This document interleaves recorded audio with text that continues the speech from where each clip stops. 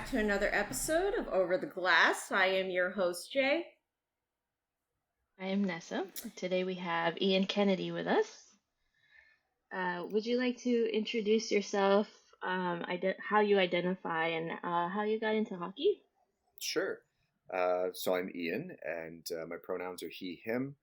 I have been in hockey since the day I could pretty much stand on skates in southwestern Ontario in Canada, about 3 hours south of Toronto and an hour northeast of Detroit. And I'm a writer for the Hockey News and Yahoo Sports NHL.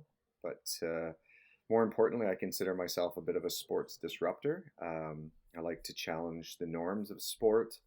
I'm a member of my community's Pride Board of Directors as well. So I'm, a big advocate for all things inclusion, and I know that word's not even good enough anymore. All things equity in sport now, and yeah, also the author of a book that just came out called On Account of Darkness, Shining Light on Race and Sport. Nice. Awesome. And yeah, so I love talking about sports, but more so I love talking about the intersections of, social issues in sport. Nice. Can you tell us a bit about your journey to becoming a writer? Sure. I think that that aspect was always kind of part of my life. I loved finding a way to express myself. I'm not much of I'm not the best communicator at times vocally. So I often put things down on paper, and that kind of got me started. But then back in around 2010, I started writing for just some local online news blogs and outlets, and then shortly after that, started my own sports website called the Chatham-Kent Sports Network, just local sports news and things like that. We've got quite a few local athletes that play in the NHL and other high-level sports that we follow. And yeah, so I've been doing that for several years, and then decided I was going to write a book. Thought I would just end up self-publishing, and eventually got lucky and had a publishing company actually reach out to me and ask me if I'd be interested in joining them, which of course I was. And through that, I actually started submitting some articles to outlets, and the Hockey News being one of them. And they picked it up, and then I decided to send them another one, and they picked that one up, and then I decided to send them five, and they picked all of those up. And before I knew it, I was writing every day and for them and for Yahoo, and just kind of snowballed from there. But just out of a passion, creativity, and kind of a personal outlet for some of my own thoughts and feelings and things like that. Just like many people do with a journal or something like that. I just happened to do it online. Very nice. Yeah, I definitely resonate with what you're saying about how you didn't feel like you were the best with communicating. I mean, writing is an art, and me and Nessa, we express our art in assortment of different ways. Like for me, when I got into art, I gravitated towards creating video, not necessarily being the person in front of the video. Like I was a bit of a camera shy, but that was a form of being able to express myself and tell stories without necessarily having to put words to it, but something that can give folks a way to understand where I'm coming from or the story I'm trying to tell. So I love that. I'm a little bit similar in the fact that I also like to work behind a camera. I'm an animator. So, I mean, I work in front of a camera for reference purposes, but you won't actually see me. You'll see the character I'm animating. So, it's just a nice little outlet to do that as well. Um, Going back to the book you wrote, I have been struggling to get through this. I've only gotten a few chapters in, but it's a really really hard thing for me to read because I get very angry and like just it's so I don't know the word exactly. Like it's not surprising, but it's also very and it angers me like this happened in history, you know? And I was curious because the way you write the book is you tell a little bit about how what how you grew up, and then you go into the telling of what happened in history and how you got there, right? And there was one chapter that stood out to me where you are telling us about how you grew up around a lot of indigenous folk and how you were brought up to see them in a certain way. And I was wondering if you could talk a little bit about what helped you realize what much of what you had been told about them growing up was wrong and your process in unlearning those things. Yeah, it's a difficult process, and I think that's all that for most of us. Like, I don't think people are inherently bad. I still hold that optimism, but that book to me was a real process of first of all, the placement of myself in the story was at the recommendation of Black and Indigenous leaders. They thought that you know, I I didn't want to be a storyteller. And I say this line over and over when I talk about the book. I wanted to be a story preservationist because I realized they're not my stories. So keeping them alive and using some of that privilege that I have to say some things in that book that other people would receive far more backlash for than I have. And but yeah, the indigenous community next to my hometown of Wallaceburg, Ontario, is known as Walpole Island First Nation, and we were always taught from teachers, coaches. If you went to church, your parents probably, you were told jokes, which of course aren't jokes. It's racism. You were told stereotypes. You were taught all these different things, and but you were never taught history of residential schools. You were never taught history of generational trauma. You were never taught why there was poverty or why there was substance abuse or any of those things. You were just taught the old tropes, and it sticks with you, and it's really powerful. And every coach I ever had described Indigenous people pretty much the same way, in a completely racist way. But the biggest thing for me was actually, and I think this is probably the biggest thing for everybody, is actually just kind of walking beside those people or being with them in a really human way.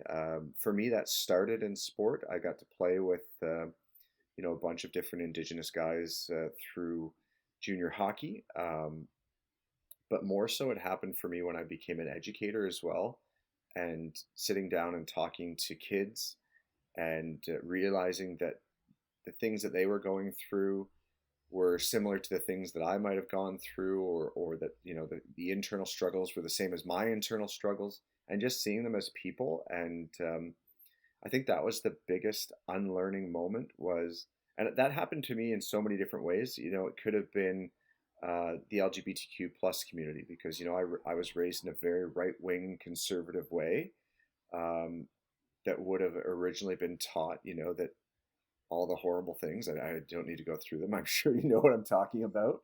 I was taught that Black people were a certain way. I was taught that Indigenous people were a certain way. I was taught that Muslim people were a certain way. And as soon as I met all those people, or like people from those communities, people from different backgrounds, people from different religions, and I started working with them or working for them or whatever it might have been, I was, you just start to fall in love with people, and see them as people and not as those other things that are there. And of course, you can celebrate those different things. I've gone to so many different powwows or cultural events. I marched in the Pride Parade a few weeks ago. It's just being there is powerful, because that's the way you unlearn, in my opinion. Is reading something's great, but being there is better. That reminds me of when we did an interview with Curtis Gabriel, and he mentioned that he wished that a lot of closed-minded people would come to a lot of Pride events so they could see like how accepting and how different it is than whatever it is that they're being told. So it's interesting that you say it that way as well. I mean, I'll even piggyback off of that. And I was having a conversation with a friend of ours. I've been binging the Drag Race Canada because Sarah Nurse was shown she was going to be a guest on there, and I got super excited because, I mean, especially for me, that's representation. That's someone who is being looked up to by so many. And she's like, yeah, I'll come on this show. And she didn't say a whole lot, but when she did, you could tell that she was very excited to be there. She was definitely a fan of drag. And even during some of the episodes, you get to experience the cultural inspirations and the backgrounds of so many folks that, I mean, even as a person of color, there's so much that I can still learn, and it just brings you closer to people. And when I become emotional during certain moments, this week in particular, I was thinking, like, how do people, I mean, if they even come across an episode of Drag Race or see people in drag, I don't understand. I can't comprehend how folks can hear these stories, see these people, and still feel like, well, you're going to hell. Like, you can't even Yeah. open your heart up to be empathetic about it. And I think maybe Drag is great. It's fun, right? It's yeah, exciting to watch. It's like it's an art form. It's entertaining, and I think everybody that's, like my child has gone to all of the, the drag queen story times and all those things that are going on right now, and it's like it's someone awesome reading a book that your kid looks at and they're like, wow, look at that beautiful dress, or whatever, or they start talking about their makeup or whatever it is, and it's just like it's a person reading a book that's in a wonderful art form, dressed in a beautiful outfit, and um, they're not doing anything to those people. So I just don't understand how everyone gets upset about it, because it's so, like, I want to take my kid to some place that they're excited to be, and that's exciting. It's fun. So, and yeah, how can someone look at that and be like, this is a bad person? Or, I mean, God, the person's there reading to children, making them happy. Like, there's nothing bad about that. So it's, and you know what? If they're wearing a dress, wow, okay, they're wearing a dress. So are probably other people that are reading books to children, and nobody mentions that in any way. So yeah, it's really closed-minded, but drag's awesome. So anybody that thinks otherwise, I don't know. Maybe you should watch it some more and just give it a chance, I guess. yeah, and I mean, that comes from the folks who grew up in areas or had families that thought a certain way, and they're set in their ways, and then they project it onto their kids, and the cycle continues. Versus, I mean, I can even look back into my childhood. I'm second generation Asian American, and like, the Philippines was colonized, and you can tell in the way that some folks still carry on the belief that if you're dark, that means you're less than, that you come from a poor background. And someone like me, I spent a lot of time as a kid outside playing, so I would naturally get very dark very quickly. And folks within my family would comment on it because I would be one of the darkest folks, and I never understood, like, why is everyone making comments about the color of my skin? I mean, thankfully it didn't have any negative effects on me, but looking back now, and it's like, yeah, that's a product of being colonized, and seeing that, the white folks that took over were something to aspire towards. So That happens in a lot of different cultures. It mhm. happens in my culture as well. Like, I've had comments made to me opposite, because you see how pale I am. I'm light skinned, and I like my family would make comments about that. But um, would you like to tell us about your dedication for raising awareness on racism and inequalities within sport? Yeah, I think time and again, one of the things I developed when I was writing my own, local sports thing was, you get your own voice, and you can do whatever you want, and that sometimes is really nice when you're doing something that's your own project. And through that, I started challenging. I think I started probably mostly with like masculinities and some of the toxic cultures of sport, violence in sport. That was kind of my entrance point to discussions. And then, of course, everything connects. There's no disconnect between any of these items when we start really digging into them. Um, so I started getting told to stick to sports a lot, which kind of, for a person like me, was fuel to the fire of like, absolutely not. I'm not going to do that. I'm going to do more of the other portion of this. And so, just through writing and reading and all these things and getting to know people, like I said, and you start seeing these racist incidents in sport, in the news, whether it's on the ice or in the stands or in an institution or whatever it might be. And it really, hit me. And it was like, I had the opportunity to play this game, and without ever anyone saying anything to me, without, my parents were able to skate at arenas without being segregated out of them, or um, my family wasn't, taught the game of hockey at a residential school as a tool of colonization to make someone feel more Canadian, or whatever. And all of these things just started piling on and piling on and piling on. And I got angry, I think, like a lot of people do. Um, and I wanted to make change. And, I think the only way I could really do that was to start digging into these topics, and using some of that privilege that I had growing up to open conversations, not necessarily like, slam things in people's faces all the time. I've learned my lesson on that one many times over, but to open a dialogue, and to, um, perhaps be someone that can say things and get away with it. I know I've said that a couple times, but like it is true. So I was really inspired. And locally, where I'm from, we have two major stops on the Underground Railroad in my community. We had 5 Japanese internment camps during World War II in my community, or surrounding it. And we had 2 First Nations communities side by side here, kind of sandwiching our community. So everything kind of came to be here.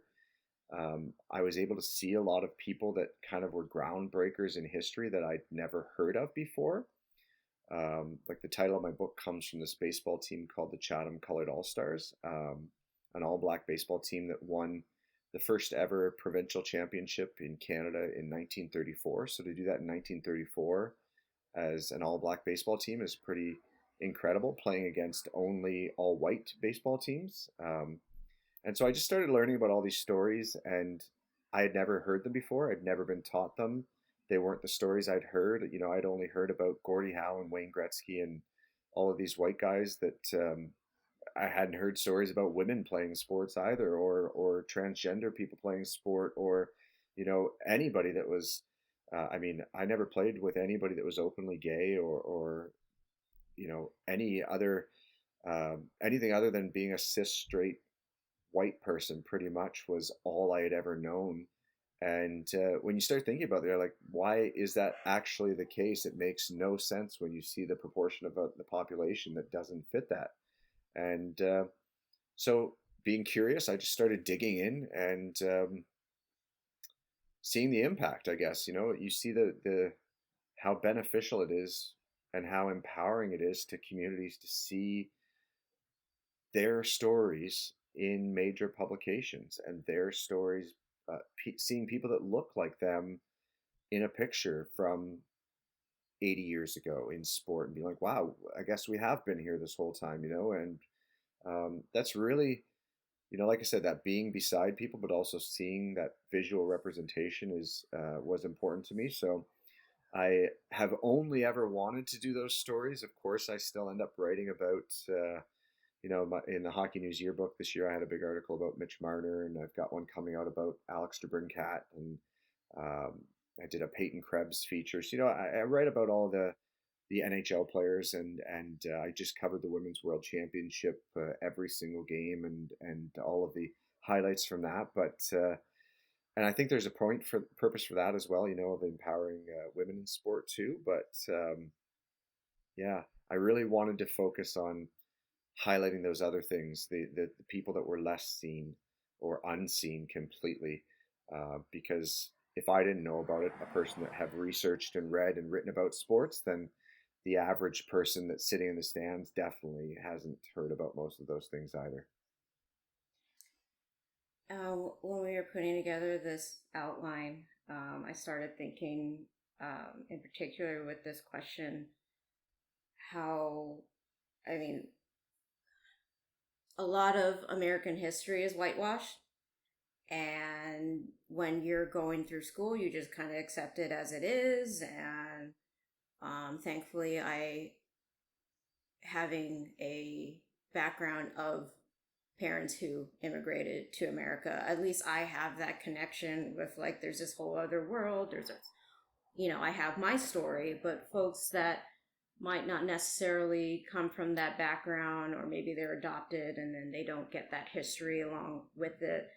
It's infuriating to find out later as you do your own research, and then the joy of having the internet, your reach is so much greater to getting that information, that it's just so infuriating now I won't ever utter anything other than Indigenous Day for the day of, like, celebration, but for the longest time it was called something else. And now it just infuriates me that every year, we're like, let's celebrate this day, let's uplift this guy who found America. And it's like, no, he stole America. But no one told me this.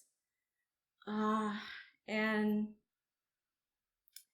just finding out that I wasn't told about history that's relevant to the U.S. that incorporates like my background, and then, like, even thinking to representation in sports. I remember getting into high school, and the first thing people would ask me is, "Oh, are you joining the badminton team?"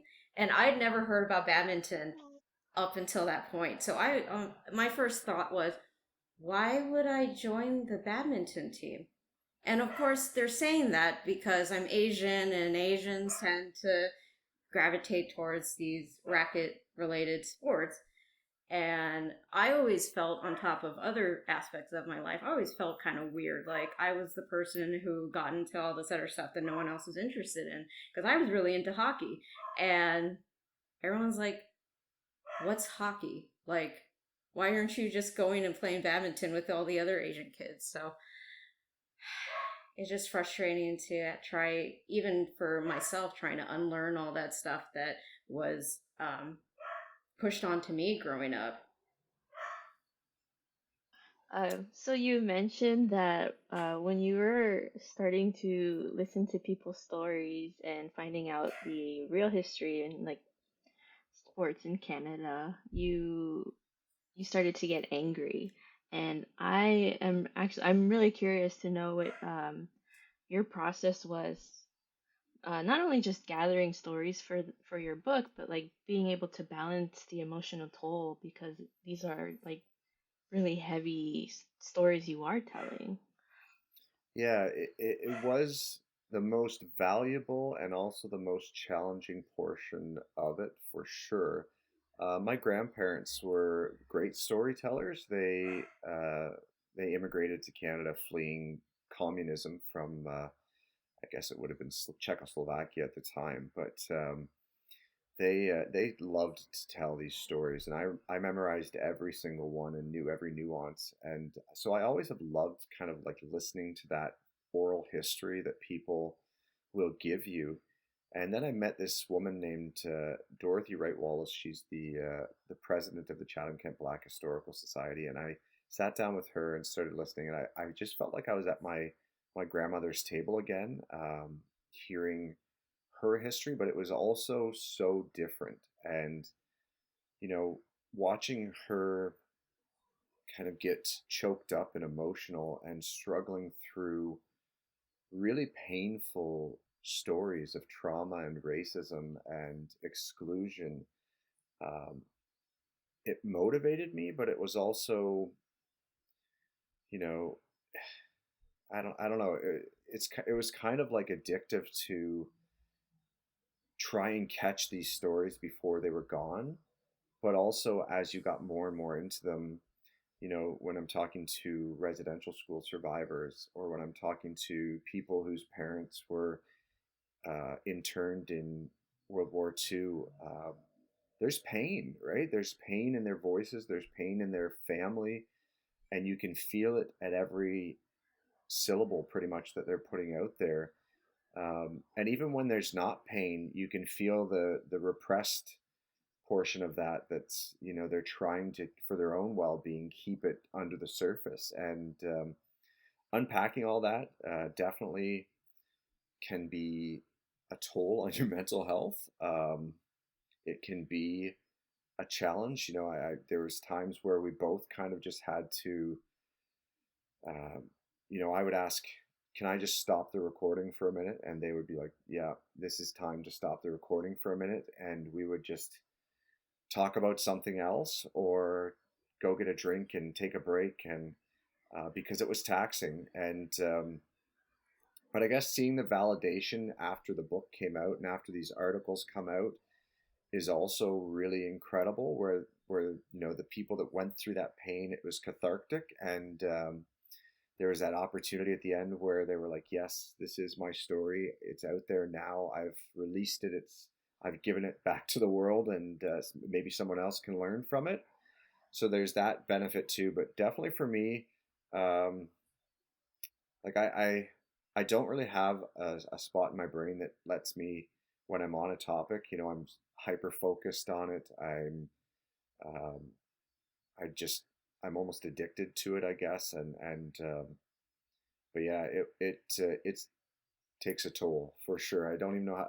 Of course, I could go deeper into the mental health portion of that, but there's definitely highs and lows in that process, for the interviewers and the interviewees. And I felt, there's one story I tell in the book about sitting with a gentleman that lives actually just down the street from me, and his family was interned in Japanese internment camps during World War II, much like what happened in the United States. I mean, all the problems, as Jay mentioned, you hear this history about the United States, but our histories are really parallel. You know, Canada has a history of slavery, it has a history of internment, it has a history of, um, I guess there were boarding schools in the States and residential schools in Canada. But Canada just portrays itself as more welcoming. It's kind of a lie that gets told a lot. But I sat with this man, and he gave me this stack of beautiful photos of his mother in this Japanese internment camp in British Columbia.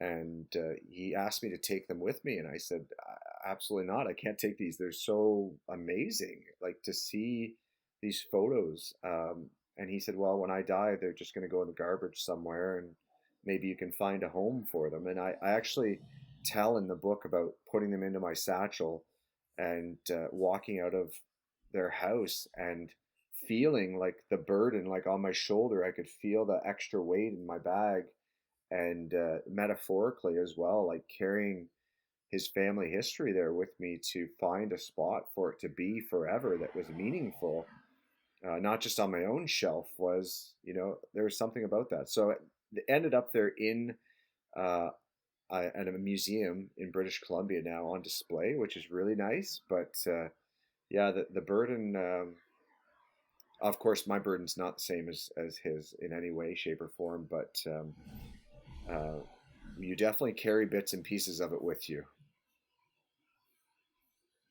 Yeah, so both of us are American, and just like I said, I've only gotten a few chapters into your book, and I we don't know anything other than the whitewashed history taught to us here in the schools in the US.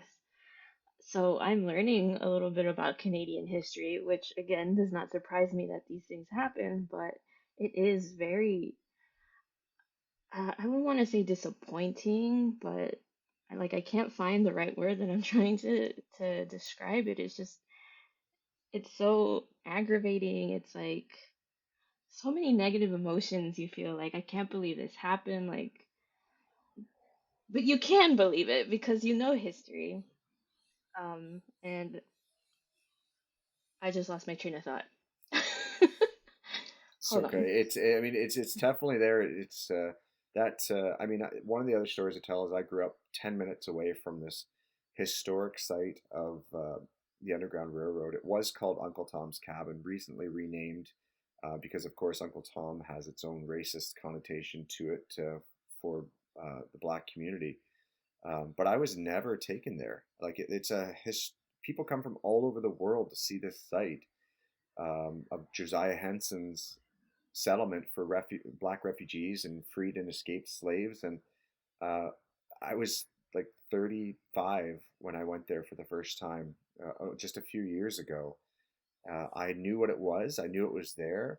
I'd never gone on a field trip. I'd never gone with my family. I'd never been there other than knowing that it existed. I knew very little. And because our history is so whitewashed, right, it doesn't matter how physically close to something you are, and our histories are so tied together that. But Canada, yeah, it's disappointing because we get this um, false identity, and we self-proclaim ourselves as this all-welcoming, all-inclusive haven for people. But we have every last bit of trouble in terms of inclusion or equity in Canada that the United States does. Yes, there's a few things that we probably have better laws that protect against, but overall, the history is the same, the root is the same, and the roots can spread, right? It's like you can see the beautiful tree above ground in Canada might look a little nicer, but our roots are definitely dipping beneath those lines under the surface to show the exact same horrible history that of colonization and racism that has always been there. Yeah, I kind of remember where I wanted to go with this is that yes, we don't know Canadian history as well, but they are very similar. And you were talking about the pain that you were, um, the pain that people felt telling their stories, you feeling their pain as you're listening to them. And it's something that like I personally can sort of relate to because my parents are immigrants. They immigrated here to the US because of a civil war back in their home country, you know? So they've told me their stories, and you feel that pain. And this isn't like stuff that's taught here in the US. It's all covered up, even though the US was very much involved in that war. So similar, similar kind of thing there. And some of the, I mean, you included some of the Canadians that I follow on Twitter when something like, I mean, like the shootings that happen, here in America or anything that's like big news. I see folks saying, "Hey, let's not become complicit and think, oh, that's the U.S.'s problem." And it's like, no, like very similar things are happening here in the country of Canada. Maybe not necessarily our god awful gun problem, but it's easy for folks to just look at something and be like, "Wow, look at that awful country. Thankfully, we're not like that." It's like, no, you have a host of your own problems that are, either intersecting or just as problematic as ours, ours being American, but it's almost like folks kind of use that as a distraction or like a comparison of like, well, we're not as bad as that, so we must be doing so much better. But there's so much going on in the world, and I understand that, especially for your own mental health, folks need to kind of take a step back. You can't change the world overnight, but the type of mentality of just being like, well, that's not my problem, so moving on, you know, um, which might be a good segue to the other topic we have with Hockey Canada. um, what are your thoughts on where folks should go from here? You know, fans, people that are within the sport, and just, you know, your kind of breakdown of the direction that they, or lack thereof, have been heading. Well, first and foremost, the issues that we're seeing are not new. There would be thousands of them if we could really uncover everything that was there. We're just getting these two elite examples of the 2018 and now the 2003 teams that we're hearing about. But I mean, if you went into any junior hockey team dressing room over the last 2 decades and talked honestly with everyone there, you would hear stories of uh, sexual violence, sexual assault, lack of consent, um, conquests or exploitation, or it's just such an ingrained part of the culture of that sport. So Hockey Canada, knowing about it, actively working to kind of make sure that it wasn't in the public consciousness for the last several decades, it is troublesome. What's more troublesome now is that they're completely unwilling to do anything. They are, and I hate using the terms because I don't know any of the people personally, but from an organizational standpoint, it appears very narcissistic. It appears very arrogant. It appears like an abuse of power that these people are not willing to step down. They're not resigning. They're not. We don't even have a platform in place to fire them. I mean, the board of directors is in charge, but the board of directors is complicit as well. And it's this horrifying pattern where every year that we don't do this, I mean, we just started a new hockey season here in Canada. Like junior hockey teams are playing already, minor hockey teams are practicing. We missed it. We missed a whole summer. We missed an opportunity to implement any kind of educational program, any kind of violence prevention, system, anything, any protocol, any policy. Nothing changed. Not a single ounce of paperwork has been filed as a law, a bylaw, whatever, other than this action plan that has not been put into action. So, they keep saying, well, we're reviewing things. There's going to be this inquiry where we're going to file a report, but even the report is biased because the person they hired. I mean, if I'm an employee of someone and I have to answer to them, um, that impacts what I'm going to do. It's not an outside source. It's not a third party. It's not independent as they say it is. It's a person they hired, they brought in, they appointed, that's being overseen by their staff and their board of directors. And there's really no way around it other than just like gutting this thing to the core. And I don't know how to do that. I don't even know how that begins. I think it would have to begin by the very top leagues under that umbrella bonding together. Saying that is like junior hockey, so junior A, junior B in Canada, just saying we're gone. We're gonna govern ourselves. We're putting something new together. We don't think you're doing what you're supposed to be doing, because the elite hockey players are still going to go to those leagues. They're not going to just say, I'm not playing in that league, even if it's the doorway to the NCAA or the NHL. They're going to go there if that's the case. So, but those leagues, of course, are led by very similar people to the people that are in power. And by that, I'm again saying probably cis straight white men, generally of older age groups. And I don't know. I'm very lost. I'm very upset. I'm very disheartened by it all. I think a lot of people are, but I also think that as soon as the puck drops in the NHL season, as soon as the puck drops in all these leagues and the fans get back into the building, that their general love for the sport is probably going to soften what we've been feeling the last couple of months, and that can't happen. As soon as we let that quietness of this conversation slip into the room, silence is pretty powerful as well. Yeah, I think that's also one of the things that's really disappointing about sports in general is that when news like this comes out, as soon as the new season starts or as soon as a certain player starts playing really well, everyone wants to forget about what happened just because they're making their team better.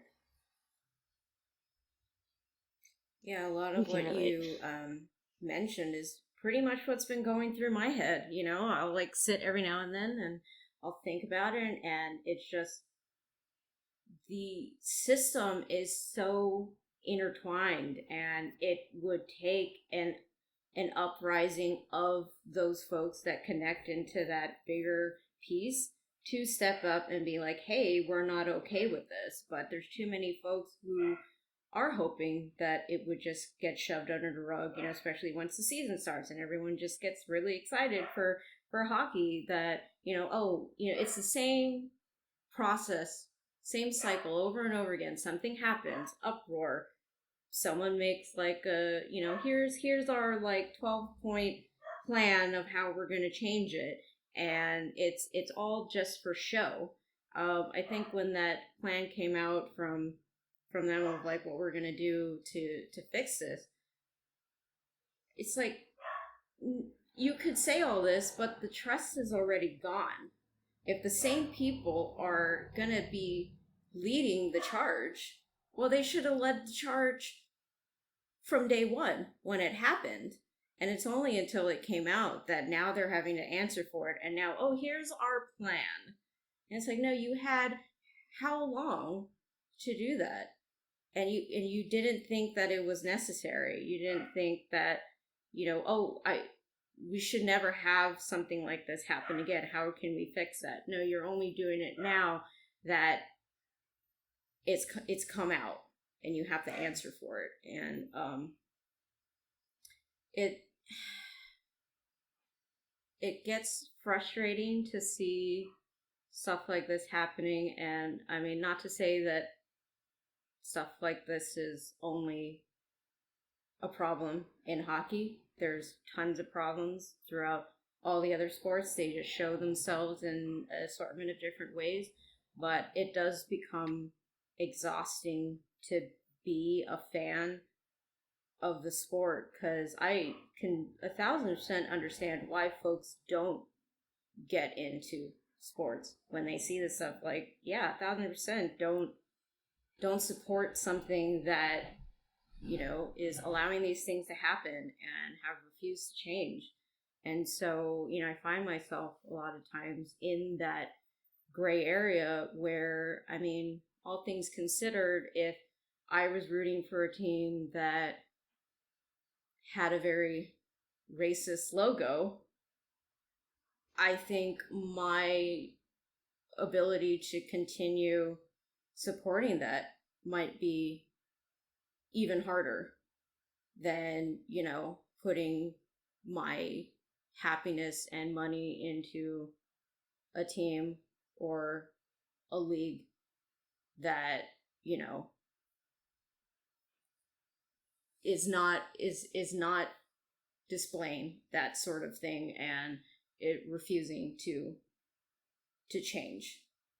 It speaks a lot to our values too. Nessa said it. You know, the we want to win, right? That's a very colonial version of sport, where sport originally was designed for health and for mental health and physical health and for socialization, and so we've chosen to overlook these things based on the idea that there's something magical or special or meaningful about getting to these top levels. But and again, you can go back to that, right? Like, not everyone's even had those opportunities to equally access the physical and mental benefits of sport over history.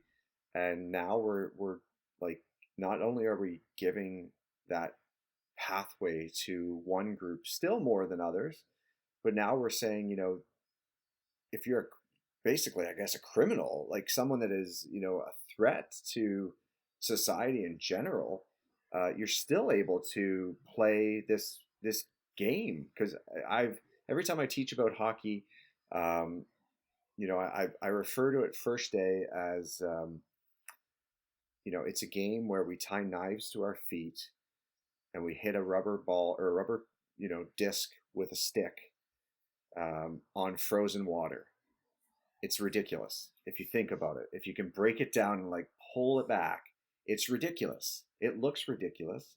It is ridiculous, but it's fun, right? It's fun. It's meant to be fun, and it's meant to be good for everybody because that's what games are supposed to do. But yeah, this is not good for everyone. This Hockey Canada situation, it puts people that were at risk before at greater risk, and it puts people that had privilege before. It gives them even more power because we're telling them that they can do anything as long as they're good at the game. Yeah, that's something that we as Sharks fans have kind of been noticing recently, if you get what I mean.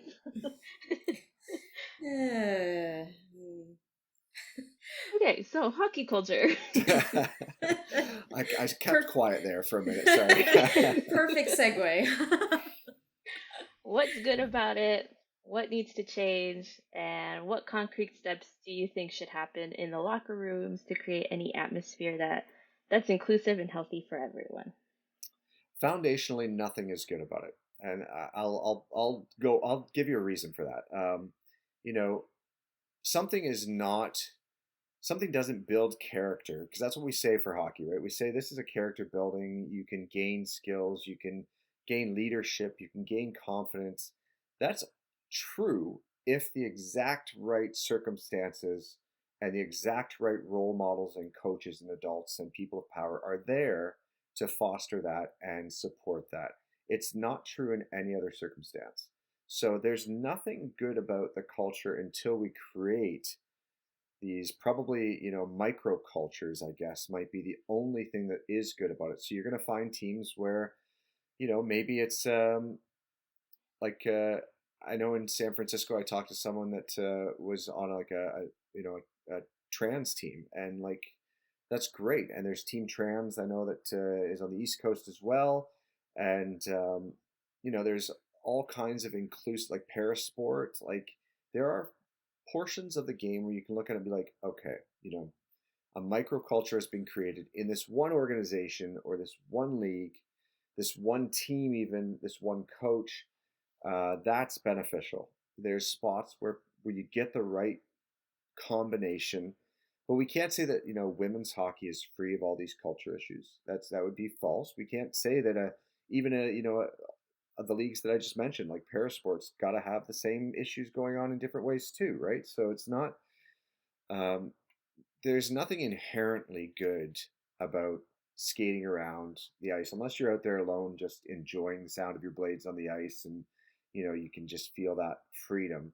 Um, but it has the opportunity to be really good, and I think that's where we need to start looking at it. Is that we need to, of course, focus on education right from the base, from staffing, parents, coaches. It needs to start with 6-year-olds. I mean, we're a generation away from fixing this completely if we start now. What's bad about it, of course, there's the toxicity of the hypermasculine bravado. You got to play for your team. You have to sacrifice your body. You have to play hurt. If someone challenges you, you must fight, and if you don't, you're something weaker. All of those things. I mean, the fact that fighting is still in hockey, and I get a lot of flack for this opinion because I'm a writer in the the the big circles of the game, but it's a penalty, and it happens outside of the game. I mean, you still are assessed a 5-minute penalty, so no one is like, well, I need to have this person on my team that's really good at tripping people. Nobody says that. It would be stupid. You don't go and be like, okay, this person has the strongest elbow in the game. They're going to hurt people with this elbow. We don't say that, right? So why are we employing these people that are good at fighting? And we know about CTE, we know about concussions, we know about brain injuries of all sorts. We know about that it leads to mental health and addictions, and suicide rates go up and all of these things. And we know all of that. And we still are just like, well, it's entertaining for people. So you know, but it's not entertaining for everybody. It's not entertaining for me anymore. It used to be. I used to love it too. You know, I was the kid up on the glass banging when someone's fighting and cheering but I think I've evolved a little bit from that. So that there's so much potential in the game of hockey, like any sport, um, to be healthy and to be physically beneficial, to create community, right? To meet these people in a dressing room or on the ice and sit there and talk and I don't want to say forget about the world, but to have fun in a healthy way and do something different that's not so attached to our screens or whatever, our jobs. We can leave it all behind and do those things that make us feel good. But there's nothing inherently good about the game that would allow that to happen until we create those microcultures or something. Um, and the bad stuff, the substance abuse, the chauvinism that, the teams that think that sexual conquests are a normal part of, that you're entitled to something because you are good at it, that's all bad. And I'm really struggling myself with it right now to, because I get asked that question, like, oh, don't you ever want to talk about the good things in the game? And yeah, I do. If Connor McDavid goes out there and makes some kind of ridiculous goal, or when I'm watching Team Canada win the World Championship last week, and it's like it's exciting, it's fun to watch, but inherently, I don't know, like there's so much wrong, and there's so much that keeps people out of the game. I mean, the fact that like watching that Women's World Championship, and it's only been around since 1990, and even at that point, it was operating every other year. Um, it's like 100 years behind men's hockey, just out of the fact that men didn't want the gate kept, right? They didn't want to let people into the sport, and now we're seeing the same thing with like rules around inclusion of trans people into sport, and it is just a game that you got the knives on your feet thing, like everybody should be able to do that, um, because it's the purpose of the game, not to be billion-dollar corporations that hide sexual assaults. Like that's not the part of the game. So I don't have a good answer for your question. I talked for a long time without actually doing it, but that's my own inner monologue that just came out in this podcast. So sorry about that. You mentioning about fighting in the sport. I mean, obviously, when I got into it, yeah, it's exciting. And then after you kind of, as you said, evolve and start realizing, well, no, someone getting bashed in the head multiple times during a game is probably not going to be good for in the aftermath, especially if there's somebody who is not going to have necessarily a long career in the sport, whether or not it's due to injury or they're not making a certain amount. I'm started getting worried about, well, what about the rest of their life outside of hockey? And nowadays, I don't even get up to cheer when a fight happens. I mean, it's becoming rarer on the ice, but it still tends to happen. And I just don't feel compelled to get up anymore and to cheer, or if I'm anywhere near the glass, like bang on the glass, it's just like no, because I just start thinking about all of the stuff that's starting to come out, or whatever the case may be. It's not an exciting part of the sport anymore for me.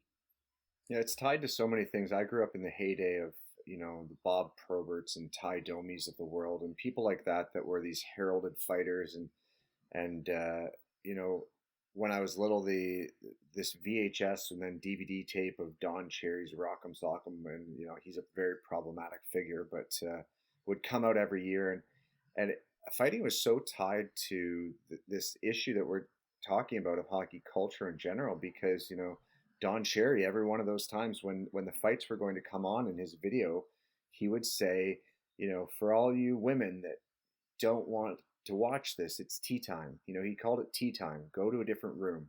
And it like there's obviously there's so much wrong with that. There's so much wrong with the fighting in general, but then how it has got tied to these masculinities and to gender stereotypes and all these things. Like if you want to be an MMA fighter, go ahead and be an MMA fighter. But if you want to be a hockey player, go play hockey, right? Like that's the best players in this game rarely, if ever, fight. And of course, you can watch women's hockey right now, and it's just not a part of the game, and the game's still fascinating and exciting. And it's tough too. That physicality is there, so that's the part of it. I think that's the excitement of hockey that people like. Like nobody looks at a big clean uh, body check or the body contact or whatever it is, and it's like we need to get rid of this. Um, but obviously, the conversation's ongoing, and it's probably only a matter of time before there are new repercussions for that part of it. I think. I hope.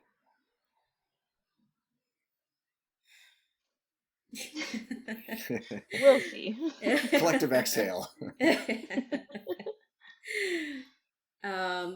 So I remember seeing a tweet that you posted around late 2021, early 2022, involving a piece you wrote sharing stories about Black athletes and how an NHL team wanted to save it for Black History Month, but then later declined.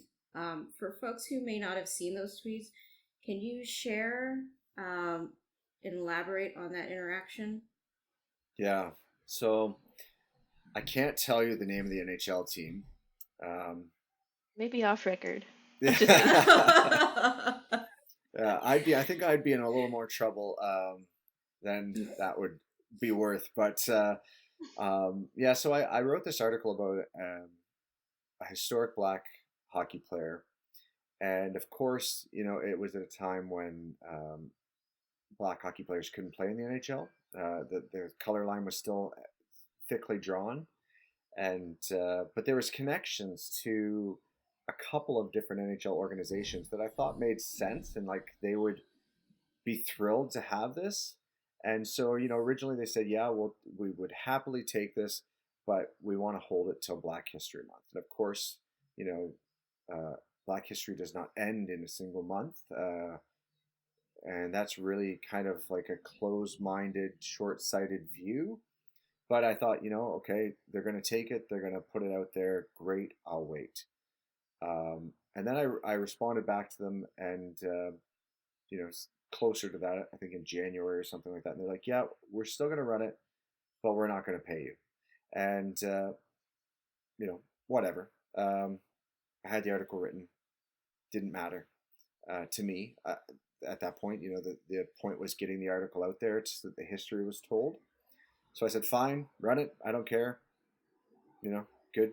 And then when Black History Month rolled around, it didn't come out. They didn't see the fit anymore. And so I put that tweet out. And luckily,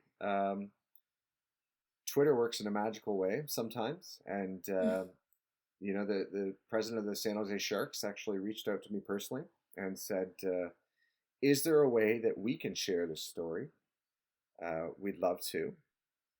And so, of course, I was like, yeah, absolutely. We can do this. And so I rewrote it, and it does appear still on the San Jose Sharks website. And I rewrote it to kind of feature some of the like, I don't want to say early, because the Sharks haven't been around for that long, but some of the first Black players that played for the Sharks or in the Sharks organization, I included them as a way of like showing how this person had paved the way for people long into the future to make that jump into the NHL. And so I was really thrilled to do that. And then I got the opportunity to go on to do a teal talk for the Sharks about racism in sport, and I went on their podcast that they have as well. And I've maintained a very close relationship with the Sharks. Probably talk to people within the organization semi-regularly, I will say, regularly. And got to interview Mike Greer a couple weeks ago, which was really neat, and talk about that historic hiring. Had some conversations since about other things going on in the organization. Um, but it's that was an interesting way to get a story out there that was otherwise going to be killed. And it does show you that teams can really do stuff that they want to do. They can really reach out into the world and help share those stories. Because I think there's a lot of writers that, of course, writers deserve to be paid. All laborers deserve to be paid. But I think there's a lot of writers that if an NHL team called them up and was like, "Hey, would you be okay with us publishing your story on our website?" People would be like, "Yes, do it." They would be thrilled with that, right? And for me at that point, it's not too long ago. It's less than a year, but I was still like very appreciative that someone saw the value in sharing that history. And I know the family of it was about Wilfred Boomer Harding, he played, broke the color barrier at Detroit's Olympia Stadium in 1946, was the first ever black man to play on that ice surface, first ever black man to play in the International Hockey League, which was kind of like a forerunner to the AHL nowadays. And his family was so happy to see that story of his hockey playing come out because he was a better known baseball player on that famous Chatham All-Stars team that I also write about. So that was a really interesting thing. The tweet where I later said that after Black History Month I was going to talk about that team that refused, that one wasn't met with as much warmth. So that one got me quieted pretty quickly, which there is in hockey, there are teams and people out there that will actively work to quiet some voices. And that is probably as much as I can say based on a variety of things that make me stay quiet. We've definitely seen that with a number of teams in recent history, so can definitely understand where you're coming from. You may have kind of already answered this next question, but if you had any other things that you wanted to elaborate on with your interaction with the president of the Sharks. Yeah, so Jonathan Betcher, he has been doing that the organization, I believe, really does care about making the right steps. I think all organizations are going to make some missteps even within that process because they are large companies and businesses. But so I spoke with the Sharks about racism. I talked with them about my book. They have a whole pile of copies of my book within their organization.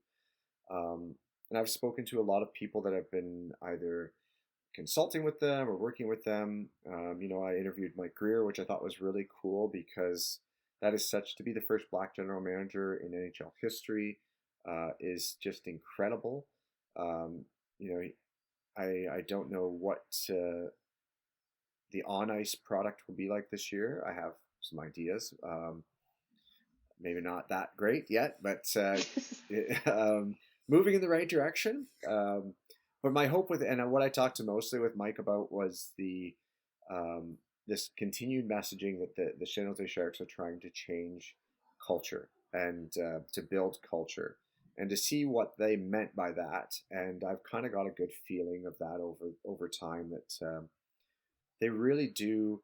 I reached out at the beginning of Pride Month and was like, why haven't you changed your logo? Because there was a lot of teams that didn't. And I got very clear and good communication back that, that the Sharks wanted to do more than just put a picture out there. They were going to, of course, change their logo. That was in the plan. It just wasn't going to happen day one. But they sent me a list of these are the things that we're doing that are going to provide funds to the community, that are going to make sure that we're actually educating about this, not just changing a logo and then walking away from it. And that was good. It was really heartening in a sport that can be often disheartening, to see someone consciously thinking that away from performative action and into tangible moves that are going to benefit people. So I've had lots of interactions with the Sharks. I believe in what they're doing in comparison to the other NHL teams that are out there. Can we all do more? Sure. But are they doing more than most NHL teams? Absolutely. That's my firm belief. I think there's very few out there. As much as Sharks fans might hate them, probably the Colorado Avalanche are another team that I think is actually doing something good. In another Western Conference rival coming up, the Seattle Kraken, if you look at like their hiring processes there and practices, who they've hired, um, they're doing a really great job making sure that there is representation and actual diversity. Not just hiring one white woman and saying the job is done. Like they're actually hiring people from all different walks of life and race, gender, sexuality, religion. They're really building something where multiple voices can build a stronger organization there. So those three teams, I think, to me, are standing out right now. I'm sure there's others, but those are the ones I see the most. And the Sharks, that communication, I think I believe in them. Which is as good as it gets right now, I guess. I'm actually fans of those other teams, so that's cool to hear. I wanted to just circle back briefly to the tweet that you had shared, your interaction with the Sharks president, and I had actually piggybacked off of your tweet to ask him about reaching out to Brock McGillis, because I was obviously very excited to see that he had reached out to you and wanted to share that story. And for us, obviously inclusion for everybody, but in particular, we wanted to get more of the LGBTQ plus representation. And so that's why I asked him about it. And Brock had replied saying, yes, I'd like to talk to you. And then Jonathan and him had an interaction. And I mean, all I know is that they ended up having a Zoom meeting at some point. And I saw that he had come back and tweeted saying, thanks for the opportunity to speak with you. And I saw that they started following each other. So, I mean, even though I don't know what happened, it's just, for me as a fan, it was nice that he did come on and did have that interaction with Brock, and kind of shows to us that in at least in that form, that the Sharks were trying to do something more than what I observed from other teams in the league. Yeah, I mean, he's out there not just even listening, but actively searching out different voices and opinions and thoughts. And that's, from a corporation standpoint or an organizational standpoint, that's a pretty important step to be making. Recognizing that you don't know everything and seeking out those people that can give you their lived experiences. Brock is big on humanizing topics, right? And he's another person I speak to regularly. And, his voice is very important in this game. And Brock is a wonderful person and a wonderful advocate for that inclusion in sport. And so even the fact that they would have that one-on-one conversation and that now the line of communication is open, that if the Sharks need something or if Brock or anyone else in the community sees something that's not right, that connection has been made. I mean, that building of those connections is really valuable. It's like a long-lasting thing that could save an organization and save fans and save just people in general, or show people that, like, yeah, okay, the San Jose Sharks I can be a fan there because they're willing to listen to people like me, and they're willing to listen to my community and to issues that are important to me. And that's just like, I mean, from a professional sports team that their whole goal is to just win hockey games, that's a pretty important thing. And it's, you can look at it like, are they trying to build fans? Of course they are. But I think this goes beyond trying to build fans, because you could homogenize your fan base pretty quickly and still fill an arena if you wanted to. But that's not what they're doing there, and that's I just think it's really nice. It's refreshing to see. It really is. I'm a little impatient and selfish, and I want to see more happen more quickly. But it is nice to hear talking to a bunch of different people who have been involved with the Sharks in some way or another, saying that they are taking these steps to be able to be more inclusive. So makes me more of a fan. So you already kind of gave us some examples to the next question that we had, but just in case, I know you can't name any names, but are there other teams within Northern California, not Northern California, Northern America, or if you have experience beyond that, that you feel are headed in the right or wrong direction to shift hockey culture? Well, I mean, of course, last year we saw so much about the Chicago Blackhawks, and that was a really, I mean, you can get to the problems there just by looking at their jersey, right? There's an issue there to begin with, and that logo has been co-opted by more teams across North America to spread that racist caricature of an indigenous person. Um, and that's a history that organization needs to own and address. I know I wrote recently about the Minnesota Wild putting out a thin blue line shirt for their I think it was like a law enforcement appreciation night, and just the and that's just an education thing too. Like, I don't think everyone knows what that image has become.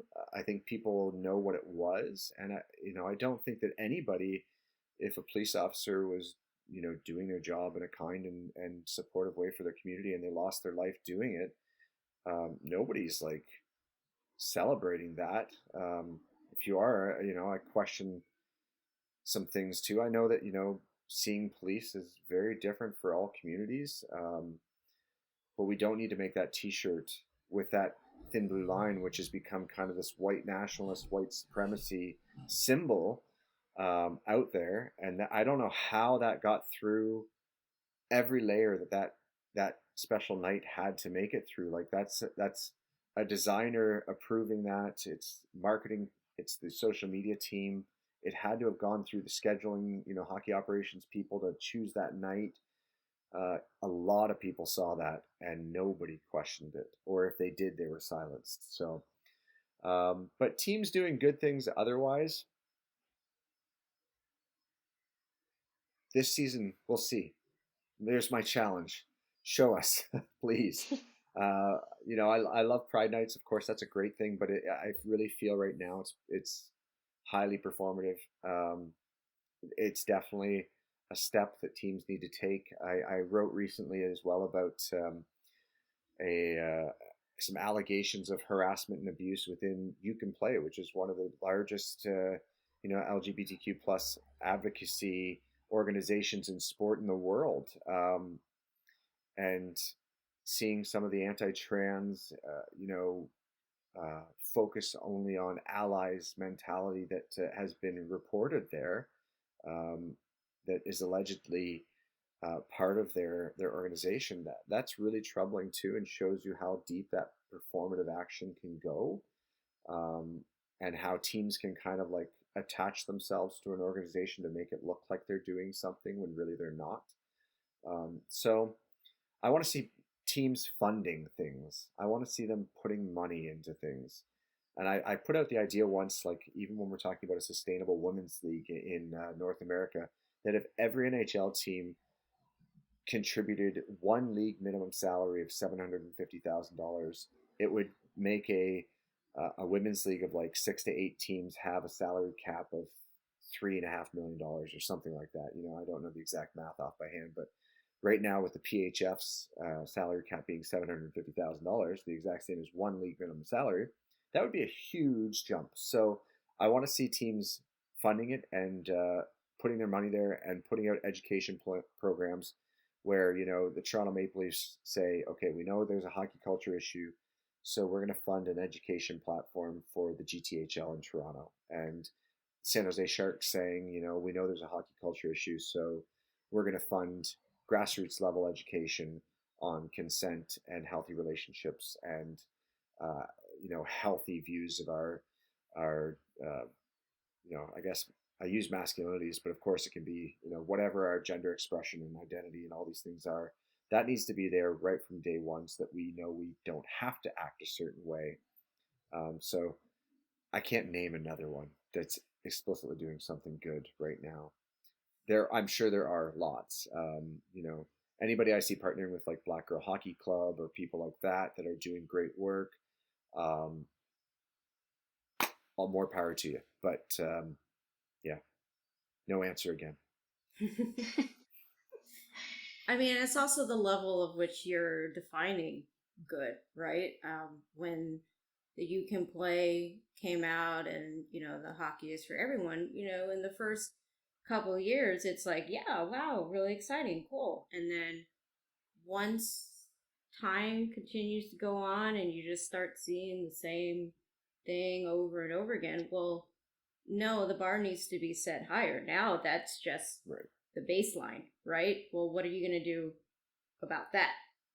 And I mean, even I think last season, I saw somebody like a writer for The Athletic or something like that making mention about people were trying to figure out, do we still have hockeys for everyone? Is there still an ambassador for each team? And just the information around that was not handled well.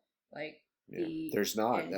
They don't all have ambassadors. You know, I guess thinking through this a little bit now, you know, like the Pittsburgh Penguins hiring specifically looking to move women or other people of color or minorities in general into front office positions. You know, they've got this new program where they're hiring right now only one person, which is, you know, it's a start, but finding ways to do that. But yeah, I guess I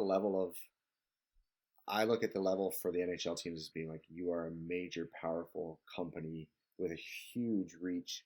So, you know, you have a higher expectation of doing more than my local minor hockey team that, you know, if they were to do a pride night, whoa, that would be a big thing. You know, it would be a huge step. But the NHL's done that, as you said, Jay. Like that's over and that's old news now. So if we are in hockey, like thinking about the skills, and we all said, okay, we're not gonna, you know, no more practices. We've done well enough. You know, it wouldn't go over. You know, and if hockey players finished their season and didn't train to get stronger, not just keep their strength but get stronger, they'd be out of the league. And it should be the same way off ice as it is on ice. You have any thoughts, Nessa, before we move on to the next section? It's a lot of heavy topics. Processing. Nessa's brain is processing. Processing. We do have a lot of ideas on how the Sharks could work on the representation for whether it's whatever Heritage Night that they're doing or Pride Night, which is really cool that this year they're actually calling it Pride instead of Hockey is for Everyone. So that's something, but I'm gonna keep my ideas to myself for now. Well, then also because of how passionate we are and the dedication to this team, we want them to, you know, do better, and we want them, I mean, to make it a space where we can get friends into it without the disclaimer of like, well, here's all the other things within the sport that may get you very angry, but, you know, just the ability to welcome someone into the sport and not have them be horrified that, oh my gosh, XYZ and whatever. So it's that determination we have that we want to enjoy the sport, but then we don't want to become complicit. That we don't want just to be satisfied of like, well, they doing all these other things. Like, what else can we do? Oh well, So, with that said, that's kind of the questions that the hard hitting questions that we had for you today, and so we like to kind of end the episode with some lighthearted, fun questions. Okay. Starting with if you weren't a writer, what profession would you have liked to pursue?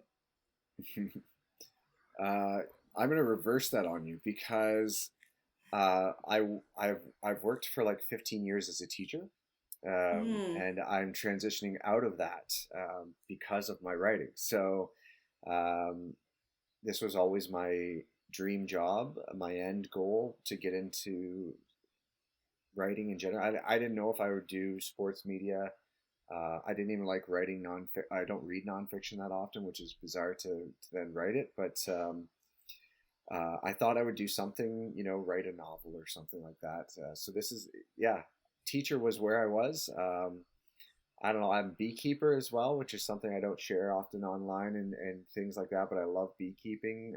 I've always wanted to do more like, um, I don't know, farming, agriculture, but like that old timey, like, native plants and things like that. I'm big into that stuff as well. So if I could start some kind of big bee empire, maybe, but other than that, I'd be a lot more swollen at that point too. So I get stung a lot. So yeah, that's a teacher, beekeeper, writer, anywhere in there, interchangeable on every day. That's fun. Have you seen that video of that beekeeper like killing those what were like they were wasps or something, and he would like cut them out from the air and like smack them and stuff? I I'll have have to not send you seen that it. video No, or yeah, something. please do. Okay, next question. Which of these reality TV shows would you rather appear on? The Great British Bake Show, Jeopardy, or Legends of Hidden Temple? And I hope you get that last reference. No. Oh No. I did try to look up. I'm like, do they air this in Canada? It's all good. Well, I will say that last one is kind of like a game show where you have contestants that are just like, Going through obstacle courses. Yeah. So Okay. something like that.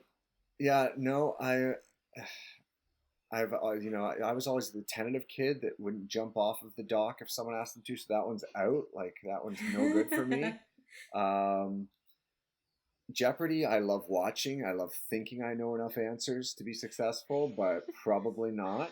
But I do consider myself to be a pretty decent cook. I like to cook, and I'm not a great baker yet, but my child loves to bake, so working on it. So I'm going to go with the baking contest. The Great British Youth Bake Show. That's right. Yeah.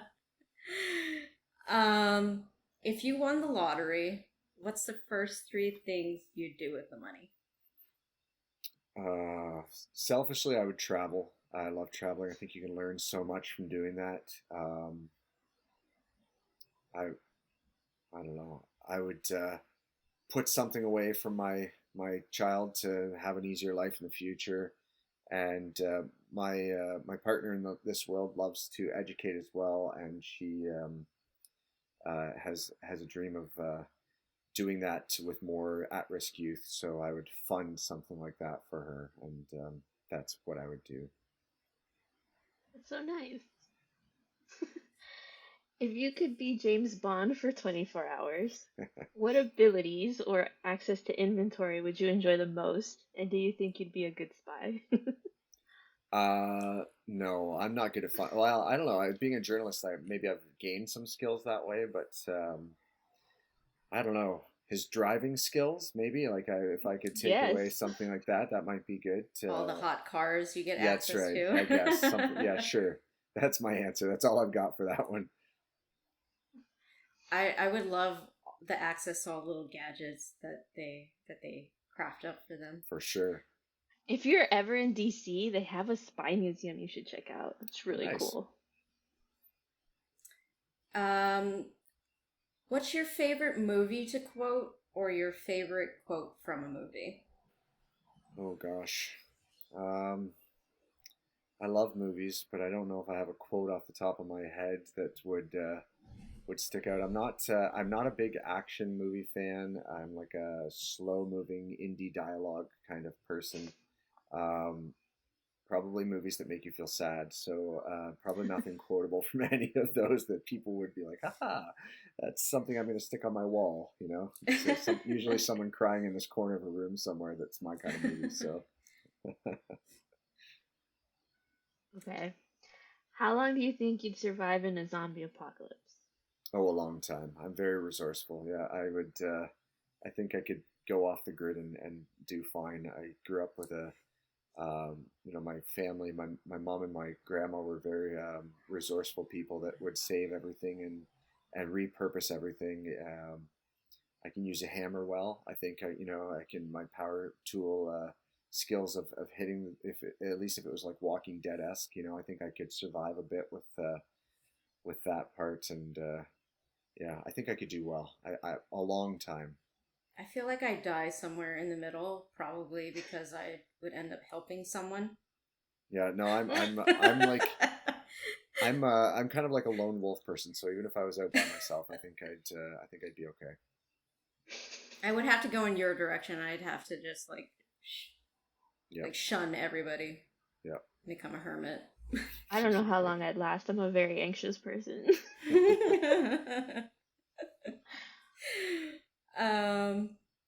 If you're a fan of puns, what's your favorite pun? I don't mind a dad joke, or as they are stereotyped for me, but I'm not a very I don't use puns. I know a lot of writers like will throw them into their articles to like lighten the mood at times, but I'm away from all of those things. I'm just like, here's the facts. I'll lighten the mood some other way, but that's not it. I'm not a punny person. Nice. Okay, last one. Who would you want to play you in an autobiography film of your life? Oh God. Who would I want to play me? That's a good question.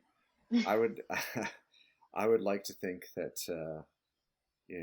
somewhere along the lines, um, I would take like Gosling or somebody like that. Like I would go for that kind of person just to up my cred a little bit and make myself look better.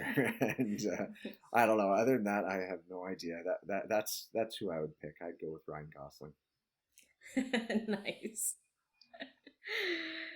Oh, and with that, do you have any shout outs? I just want to, I guess I would say, like anybody like yourselves that are doing this work, that are doing more than just talking about what happens during the 60 minutes on a game, like keep doing it because it's so important. And of course, I'll say hi Ezra. That's my child. It's so it's but yeah, no, it's just I'm just happy to see people like yourselves doing this. It's just so cool. That's when I saw your podcast. I was like, that's one I would like to talk on. It's a good premise and it's important work to do, to talk about the fun stuff, but also to dive deeper and just to be different voices. Like not be the. I think I'm probably one of the only like white hockey writers in the world without his own podcast right now. It's like so it's I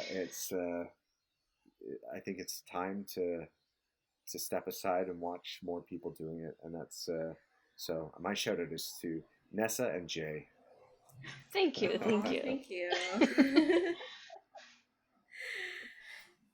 All right, and with that, we'd like to thank Ian for coming on to the podcast. We had a very lovely time talking with you, and I am your host, Jay. I'm Nessa, and this was Ian. If you'd like to say your goodbyes. Just thanks for having me, and I would be glad to come back anytime. We appreciate Thank you you so reaching much. out. All right. That's the Yeah. end of the episode. Take care, everybody. Awesome. Please All subscribe. right.